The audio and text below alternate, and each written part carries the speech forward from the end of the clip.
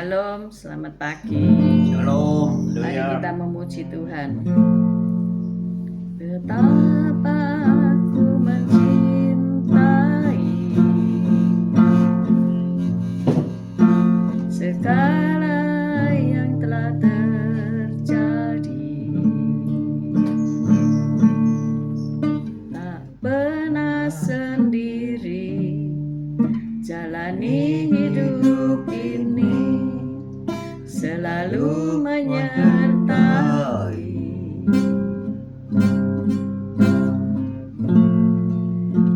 Betapa ku menyadari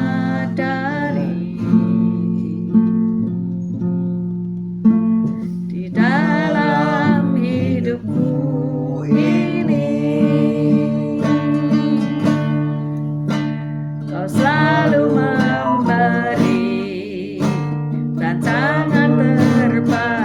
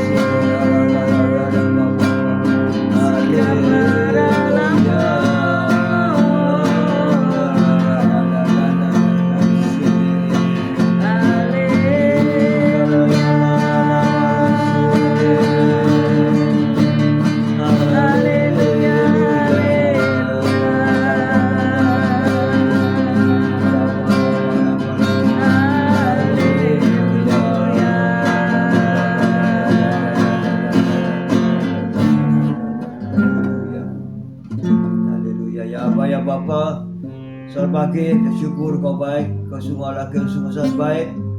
Kau berikan satu hari lagi yang indah ini bagi kami dengan cuaca yang baik, dengan suasana yang baik. Terima kasih Tuhan Yesus, haleluya.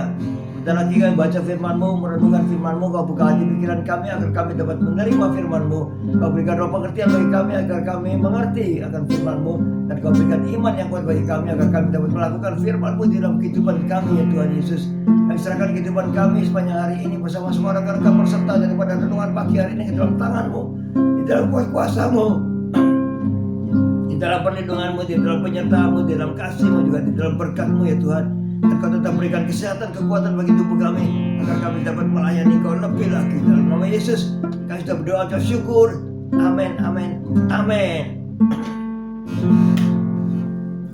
Selamat pagi semuanya yang sudah bergabung, Cici Emi, Bu Viken, Pak Henry, Pak Budi Utomo, Bu Wanda, Bu Lasma, Bu Ami, Yosinta.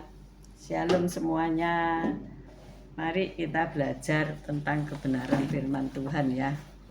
Kalau kemarin kita sudah menyelesaikan tentang Roh Kudus, maka kita sampai kepada Gospel of Divine Healing ya.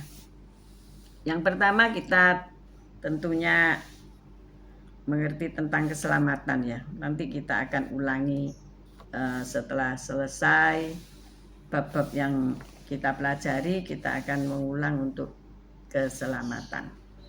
Nah, Gospel of Divine Healing. Pertanyaannya adalah begini. Apakah kesembuhan itu ada? Kesembuhan ilahi. Artinya tanpa campur tangan manusia ya. Nah, seringkali orang itu berkata bahwa oh ini sakit penyakit dari Tuhan. Saya berserah karena Tuhan menghendaki ada sakit dalam tubuh saya, maka tentu ini kehendak Tuhan ya. Apa benar apa salah ya? Sebab apa Tuhan itu menghendaki kita sakit?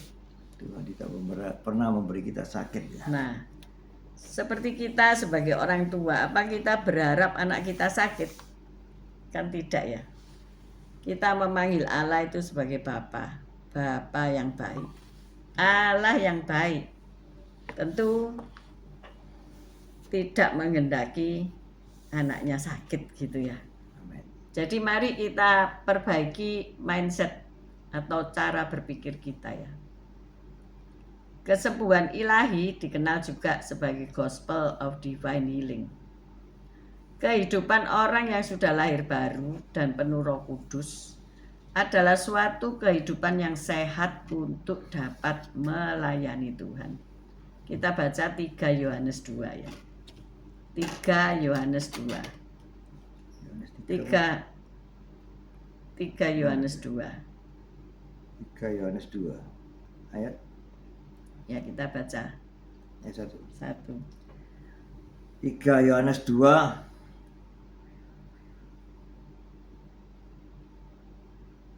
ayat 1. 3 Yohanes 2. 3 Yohanes 2 ayat 1. Dari penatua kepada Gayus yang kekasih, yang kukasihi dalam kebenaran. Saudaraku yang kekasih, aku berdoa semoga engkau baik-baik dan sehat-sehat saja dalam segala sesuatu, sama seperti jiwamu baik-baik saja. Amin. Amin.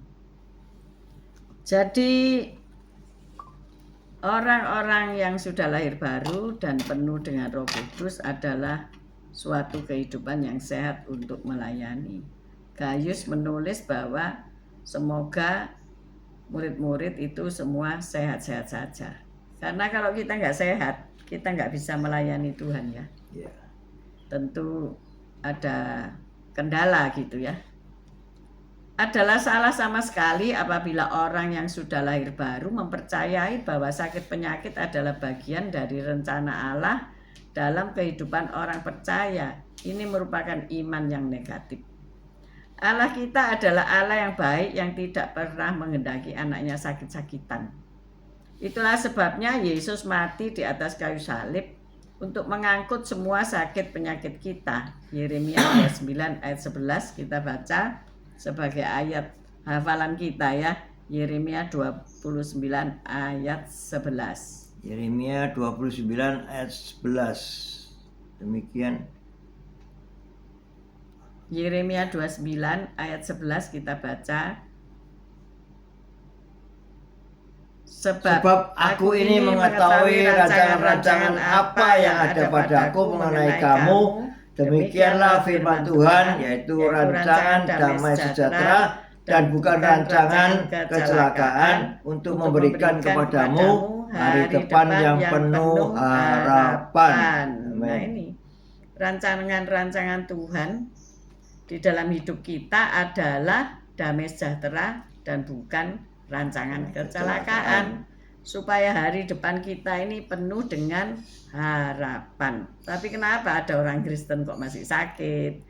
Bahkan hari-hari ini banyak bermunculan rumah sakit ya, untuk melayani kebutuhan orang-orang yang sakit. Berarti dunia ini sedang sakit ya. Karena itu pemikiran-pemikiran dunia ini harus diperbaiki. Ada amin?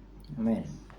Nah, kita akan bahas ya mengenai Kristus sebagai sumber kesembuhan kita. Rencana Allah agar kita tetap sehat dan penyebab penyakit yang dialami manusia itu apa, kita pelajari ya. Yang pertama, kita percayai Kristus itu penyembuh dunia ini. Amin. Dalam Matius 4 ayat 23. Matius 4 ayat 23. Matius 4 ayat 23. Matius 4 ayat 23. Matius 4 ayat 23. Yesus pun berkeliling di seluruh Galilea. Ia mengajar dalam rumah-rumah ibadat dan memberitakan Injil Kerajaan Allah serta melenyapkan segala penyakit dan kelemahan di antara bangsa itu. Amin. Nah, luar biasa kan. Jadi pekerjaan Yesus adalah berkhotbah ya, memberitakan Injil ya. Kemudian mengajar. Kemudian apa? Melenyapkan segala penyakit, yaitu menyembuhkan. Jadi luar biasa kan, Yesus datang untuk berkhotbah, artinya memberitakan firman Tuhan, kemudian mengajar firman Tuhan dan menyembuhkan segala penyakit. Setelah dia bangkit dari kematian, maka dia mengutus murid-muridnya untuk melakukan hal yang sama. Jadi ketika kita sudah dipenuhi kuasa Roh Kudus, dipenuhi Roh Kudus setiap hari, maka kita bisa memberitakan firman. Asal belajar firman ya, jangan keliru-keliru. Kemudian juga dapat mengajar, artinya apa? Orang yang tidak mengerti, kita beri firman, kita terangkan. Itu kan sudah mengajar ya. Anak-anak kita ajar. Siapa di sini punya mesbah keluarga ya, yang setiap hari punya waktu tertentu, misalnya pagi hari atau sore hari atau malam hari. Mesbah itu bentuknya apa? Berkumpul bersama dalam nama Yesus dan membaca firman. Kalau bisa menerangkan diterangkan, kalau tidak bisa cari referensi dulu ya. Kemudian berdoa, memuji Tuhan. Nah, itulah mesbah ya. Artinya apa? Kita di situ bisa mengajar ya, mengajar keluarga kita tentang Kristus Yesus Tuhan. Apa saja yang dilakukan olehnya ya. Nah, setelah dia bangkit dari kematian, maka dia mengutus murid-muridnya untuk melakukan hal yang sama. Mengutus saudara dan saya untuk melakukan hal yang sama, berkhotbah, mengajar dan menyembuhkan banyak orang. Ya. ada 3 kata Yunani yang dipakai untuk menjelaskan apa yang Yesus lakukan, yaitu sozo, keselamatan secara keseluruhan. Kita sudah percaya Yesus diselamatkan, tapi lah kok sakit-sakitan? Enggak, Tuhan enggak menghendaki hal itu. Tapi kok senantiasa hidup dalam kemiskinan? Enggak, Tuhan enggak menghendaki hal itu. Makanya dia mengajar. Mengajar, dia menyembuhkan. Iaumai, menyembuhkan, bahasa Yunani ya tadi. Menyembuhkan, ugies, ia menyembuhkan. Nah, sebagai penguasa ya, dia menanggung sakit penyakit. Dia mengambil alih dan menyembuhkan kita semua. Matius 8 kita baca. Matius 8 ayat Matius 8 ayat 1. Matius 8 ayat 1. Ini perikop Yesus menyembuhkan seorang yang sakit kusta. Setelah Yesus turun dari bukit, orang banyak berbondong-bondong mengikuti dia. Maka datanglah seorang yang sakit kusta kepadanya, lalu sujud menyembah dia dan berkata, "Tuan, jika Tuan mau, Tuan dapat mentahirkan aku." Ya, akhirnya orang kusta itu pun sembuh ya. Kristus adalah penyembuh dunia. Di luar dia tidak ada kesembuhan. Dalam arti kesembuhan ilahiyah dan juga kesembuhan secara natur. Dia ingin agar semua orang sehat seperti dalam pelayanannya sebagai Yesus orang Nazaret dan sebagai Yesus yang telah bangkit. Kristus ingin agar gerejanya menjadi suatu kelompok pusat kesembuhan. Orang-orang Kristen masa kini, di mana Kristus berdiam di dalamnya, mempunyai hak untuk mengklaim kesembuhan serta melaksanakan karunia-karunia iman, kesembuhan dan perbuatan-perbuatan mujizat. Ya. Jadi sebagai orang percaya jangan ragu-ragu ya untuk mendoakan orang yang sakit agar ia disembuhkan. Tugas gereja adalah untuk mengajar dan berkhotbah tentang kesembuhan dan menolong anggotanya untuk mengklaim kesembuhan. Amin. Amin. Sebagai kesaksian, asisten kami pulang ke desa karena ibunya sedang ada di ICU ya. Dan ketika ia pulang, ia mendoakan, ia juga meminta saya untuk mendoakan ibunya. Dan puji Tuhan, malam harinya dia berkata, "Ibuku udah melek." Sudah sadar ya. Puji Tuhan, saya bilang, beritakan tentang Injil agar ibumu selamat ya. Kalau ada apa-apa bisa pulang ke rumah Bapak. Jangan pergi nggak tahu kemana ya. Kesempatan adalah ketika sadar diberitakan tentang Injil keselamatan. Sehingga ia menerima Kristus sebagai juru selamat dan ia mengalami selamat. Ya, siapa yang tidak ingin selamat? Semua ingin selamat ya. Apalagi yang namanya Pak Selamat ya. Namanya aja sudah selamat. Selamat pagi Indah, Rima, Sepsi, Anton, Esther, Foni. Ya. Kita tahu bahwa Allah menghendaki kita sehat. Itu yang perlu digarisbawahi ya. Di bold. Allah menghendaki kita sehat. Amin. Yang pertama, Allah senantiasa menyembuhkan orang-orang di dalam perjanjian lama dan di dalam perjanjian baru, yaitu orang yang datang kepadanya dengan iman. Karena Allah bukanlah Allah yang memandang bulu. Kita baca Roma 2 ayat 11. Roma 2 ayat 11. Roma 2 ayat 11. Roma 2 ayat 11. Roma 2 ayat 11. Sebab Allah tidak memandang bulu, sebab semua orang yang berdosa tanpa hukum Ya Taurat. udah, sebab Allah tidak memandang bulu. Allah itu tidak memandang bulu. Setiap orang yang berseru kepadanya pasti ia tolong. Amen. Kalau sakit berseru pasti disembuhkan. Amen. Ya. Yang kedua, Allah telah berkorban sedemikian rupa agar manusia mengerti bahwa Ia menghendaki untuk menyembuhkan manusia. Matius 8 ayat 16 sampai 17. Allah menghendaki untuk menyembuhkan manusia, ya. Matius 8 ayat 17. Ayat 16 17. Matius 8 ayat 16. Menjelang malam dibawalah kepada Yesus banyak orang yang kerasukan setan, dan dengan sepatah kata Yesus mengusir roh-roh itu dan menyembuhkan orang-orang yang menderita sakit. Hal itu terjadi supaya genaplah firman yang disampaikan oleh Nabi Yesaya, Dialah yang memikul kelemahan kita dan menanggung penyakit kita. Nah, Amin. ini perlu dimengerti, ya. Dia telah memikul kelemahan kita. Lemah tubuh kita apa? Dan Dia telah menanggung penyakit kita. Amin.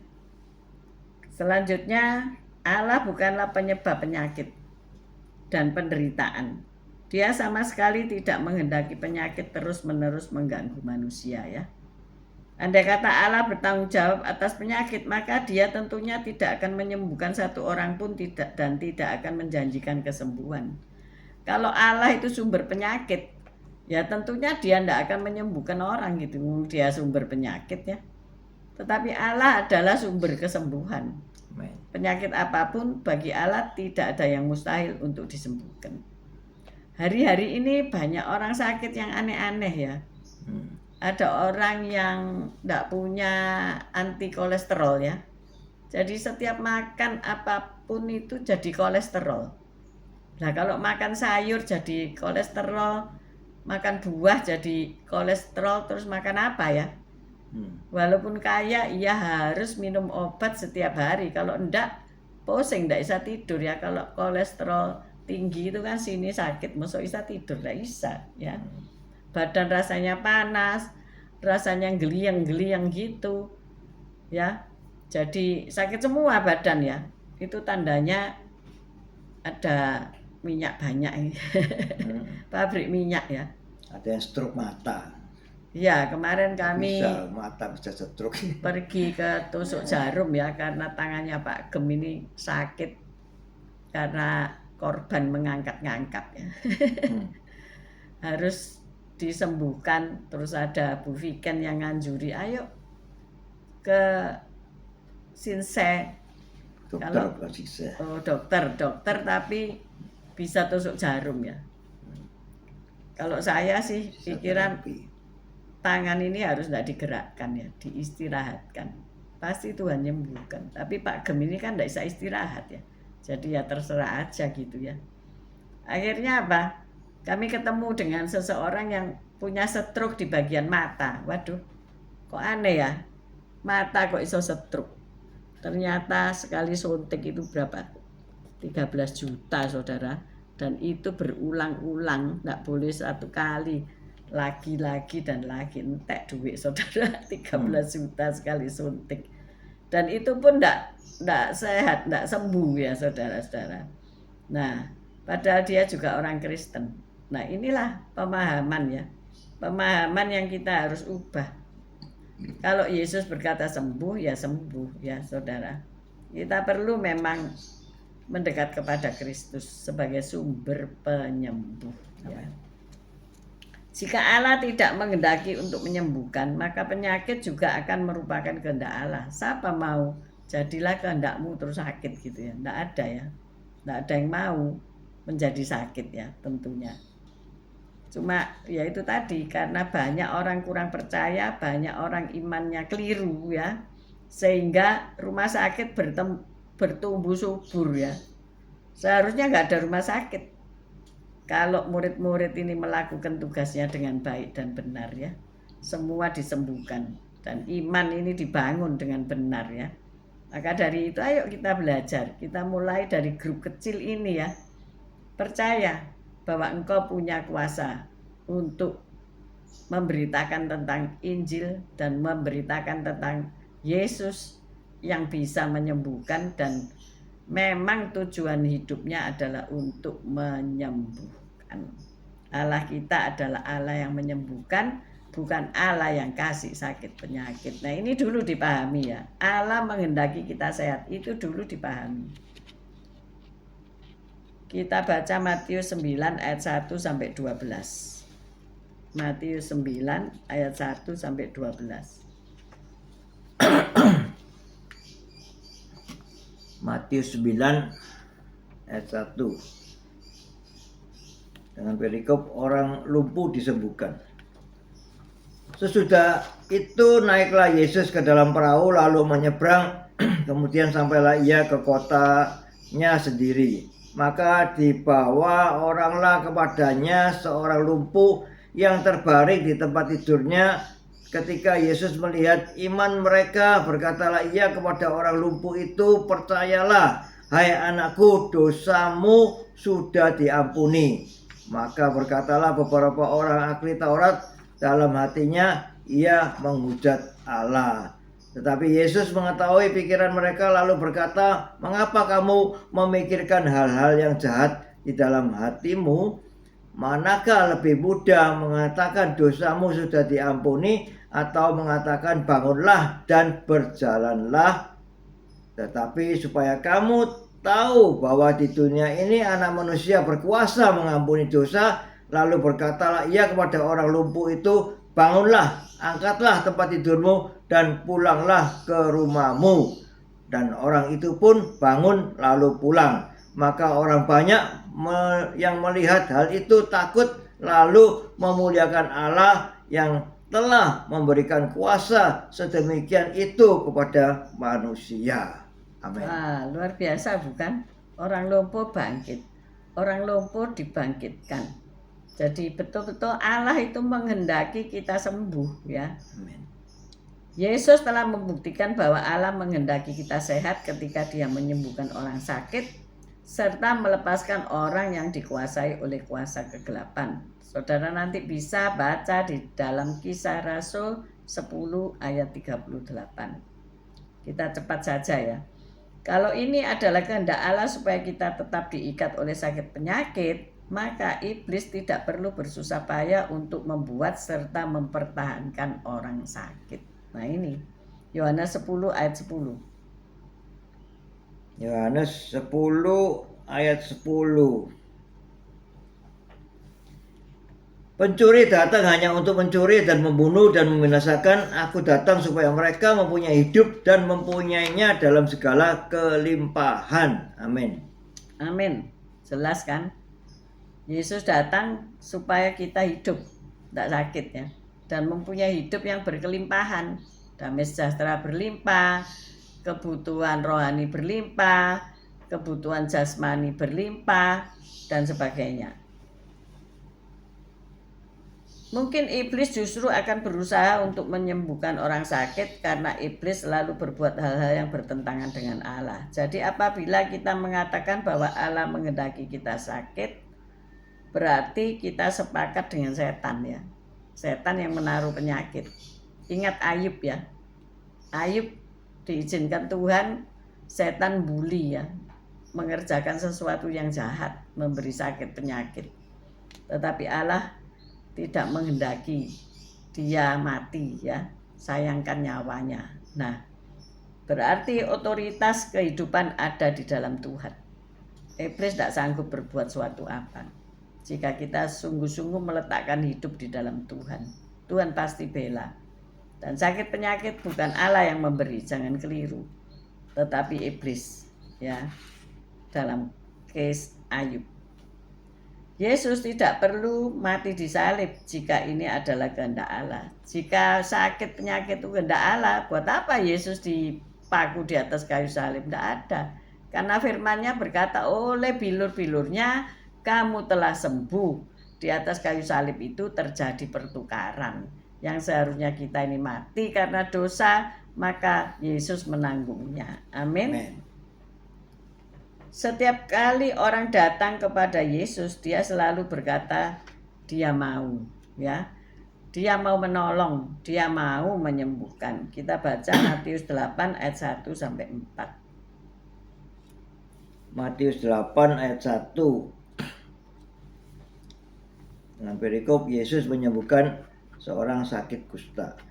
Setelah Yesus turun dari bukit, orang banyak berbondong-bondong mengikuti dia. Maka datanglah seorang yang sakit kusta kepadanya, lalu sujud menyembah dia dan berkata, "Tuan, jika Tuan mau, Tuan dapat mentahirkan aku." Lalu Yesus mengulurkan tangannya menjamah orang itu dan berkata, "Aku mau, jadilah engkau tahir." Seketika itu juga tahirlah orang itu daripada kustanya. Lalu Yesus berkata kepadanya, "Ingatlah, jangan kau memberitakan hal ini kepada siapapun, tetapi pergilah, perlihatkanlah dirimu kepada imam dan persembahkanlah persembahan yang diperintahkan Musa sebagai bukti bagi mereka." Amin. Ya, Yesus tidak pernah mengatakan dia tidak mau menyembuhkan.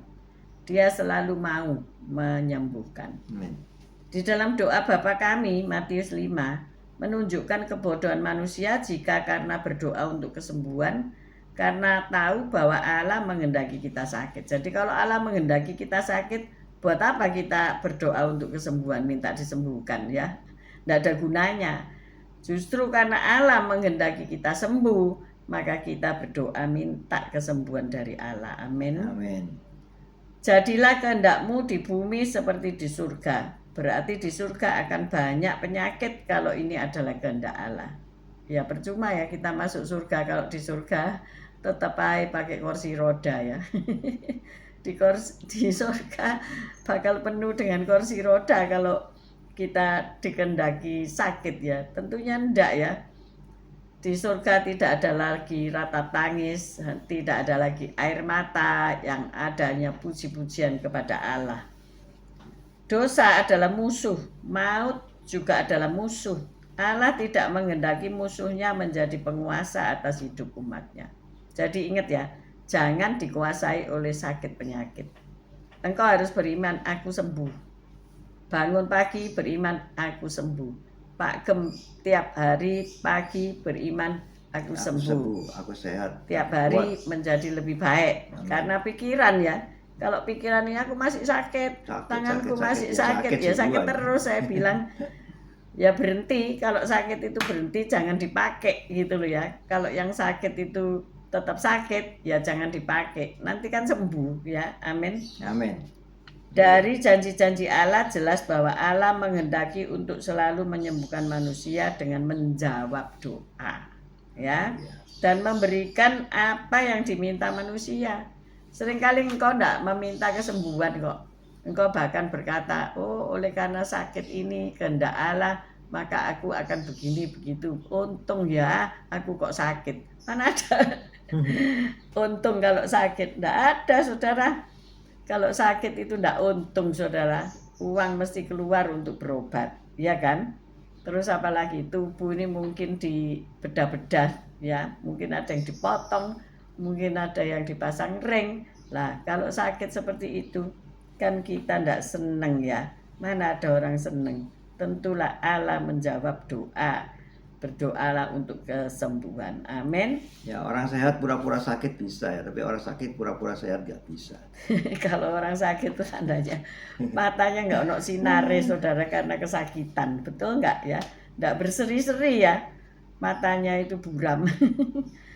Ayo kita baca selanjutnya. Allah adalah Bapa yang baik, bahkan lebih dari seorang ayah di dunia ini.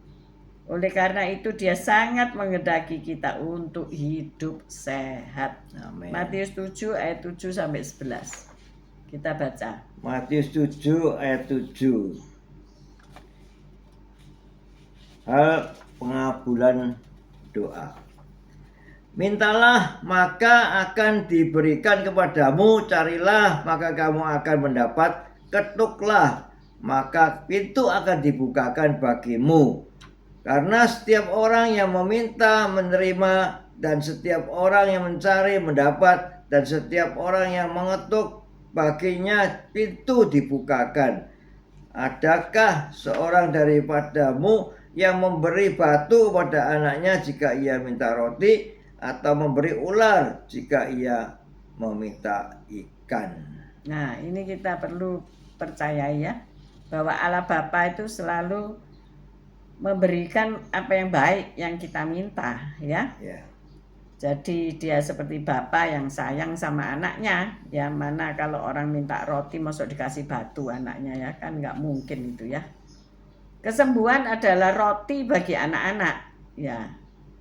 Matius 15 ayat 21 sampai 28. Itu merupakan hak anak-anak. Jadi perempuan Sirofenisia ya yang minta kepada Tuhan untuk menyembuhkan anaknya. Dan Tuhan ngomong tidak layak ya memberikan roti yang untuk anak-anak kepada anjing. Coba bayangkan ya, perempuan Sirofenisia itu dianggap atau diperumpamakan sebagai anjing gitu ya.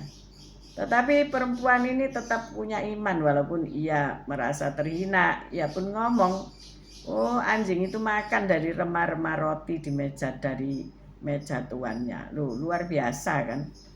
Jadi imannya itulah yang menyelamatkan dia. Imannya itulah yang menyembuhkan dia. Kalau engkau hari ini ngomong, aku sudah sembuh karena Tuhan menyembuhkan aku. Aku sudah berdoa, aku pasti disembuhkan Tuhan. Terjadi sesuai imanmu. Amin. Amin. Haleluya. Tuhan. Pelayanan Roh Kudus di tengah-tengah gereja yang membuktikan bahwa Allah menghendaki kita sembuh. Roma 8 ayat 11.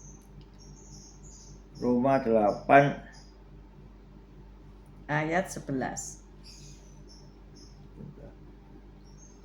Roma 8 ayat 11.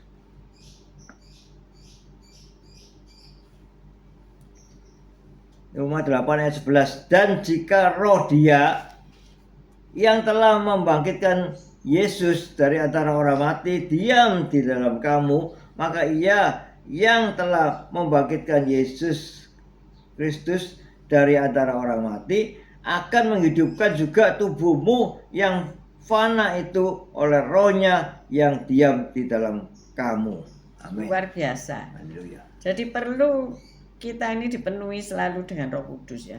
Ada Roh Kudus dalam hidup kita.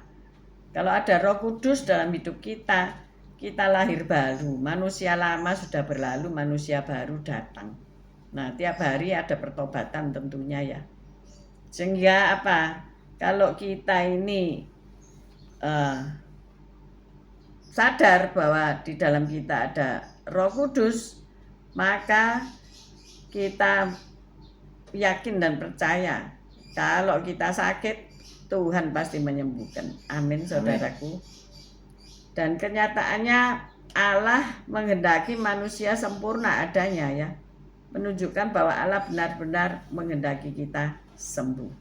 Matius 5 ayat 48. Matius 5 ayat 48. Karena itu haruslah kamu sempurna, sama seperti Bapamu yang di surga adalah sempurna. Amin. Amin. Kita pengen punya iman yang sempurna ya. Ya. Yesus berkata, iman sebiji sawi aja bisa membinakan gunung. Itu bukan gunung persoalan, gunung masalah, bukan gunung sungguhan, saudara. Dan itu terjadi di Gunung Mokatam di Mesir ya. Nanti bisa baca di Google aja ceritanya ya. Jadi Tuhan menghendaki manusia ini sempurna karena apa? Ciptaan Allah. Allah sudah menciptakan manusia seperti gambarnya. Jadi nggak mungkin lah Allah itu memberi sakit penyakit ya. Jadi pengertian dasar ini kita harus terima dan imani. Kalau kamu saat ini sakit, entah sakit apapun, baik sakit yang ringan maupun sakit yang berat, yang dokter katakan oh ini gampang bisa sembuh, atau yang tidak bisa, tidak ada obatnya gitu ya. Mungkin kata-kata itu menancap di pikiran kita dan membuat iman kita drop ya. Tetapi iman itu tetap ada di dalam diri kita, cuma levelnya aja berbeda-beda ya. Ada yang iman sebiji sawi bisa memindahkan gunung, dan ini iman sebesar gunung memindahkan apa dia ya? Sebiji sawi itu titik ya. Biji sawi itu titik. Titik aja bisa memindahkan gunung sungguhan ya. Apalagi kalau imannya sebesar gunung, memindahkan apa dia? Semua bisa dia pindahkan ya. Jadi ini ayo kita pahami ya. Pemahaman pemikiran ini penting. Karena semua dari pikiran ini merasuk ke seluruh tubuh ya. Kalau kita merasa aduh kok cekot-cekot ya tanganku ini, jangan-jangan, nah ini ya, jangan-jangan ini ya, jangan-jangan ya. Tetapi ketika kita percaya, oh aku sudah disembuhkan Tuhan, Tuhan sudah menanggung penyakitku 2000 tahun yang lalu, ya sembuh saudara ya. Ini memang tidak mudah pelajaran kesembuhan ilahi ini, karena harus praktek. Kalau tidak praktek kan nggak tahu gitu ya. Seorang dokter itu tidak perlu sakit kanker untuk mengobati kanker, betul? Iya kan? Tetapi kalau kita orang percaya, kita juga percaya, yakin bahwa kesembuhan ilahi itu ada dan itu berjalan sampai sekarang. Ada pemahaman yang sudah berhenti. Itu dulu zamannya rasul-rasul. Rasul Petrus jalan, orang lumpuh sembuh. Sekarang sudah tidak ada karena sudah ada dokter gitu. Saya tidak mengecilkan dunia kedokteran karena kecanggihan itu juga ilmu pengetahuan yang dikasih oleh Tuhan. Tuhan bisa menyembuhkan tanpa dokter, Tuhan bisa menyembuhkan juga pakai dokter. Tetapi sumber kesembuhan itu dokter di atas segala dokter itu Tuhan Yesus. Ketika dokter memvonis seseorang dia cancer dan tidak bisa disembuhkan lagi, tapi begitu dia pulang dari dokter itu dan dia berdoa dengan sungguh-sungguh, akhirnya dia disembuhkan dan dia kembali check up lagi ke dokternya, itu kansernya sudah hilang. Luar biasa. Dokternya sendiri bingung ya. Mujizat. Kamu berobat kemana? Minum herbal apa sehingga kamu bisa sembuh? Ini kansermu bisa hilang.